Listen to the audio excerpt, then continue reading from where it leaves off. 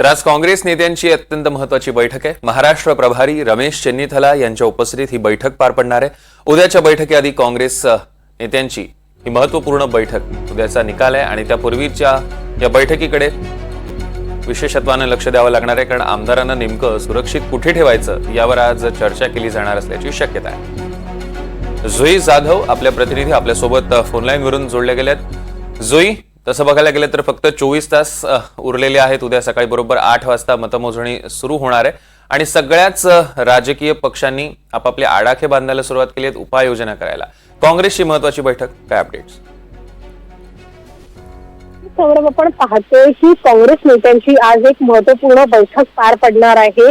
काँग्रेसचे नेते सर्वजण 10 वाजता विजय वडेट्टीवार यांच्या घरी जमणार आहेत आणि घरी जमल्यावरती सर्वांच्या मते एकच निर्णय घेतला जाणार आहे की जे आमदार उद्या निवडून येतील त्यांना सुरक्षित कुठे ठेवलं जाऊ शकतं। कारण का सध्या सगळ्यांना माहिती आहे फोडाफोडीचं राजकारण सुरू आहे।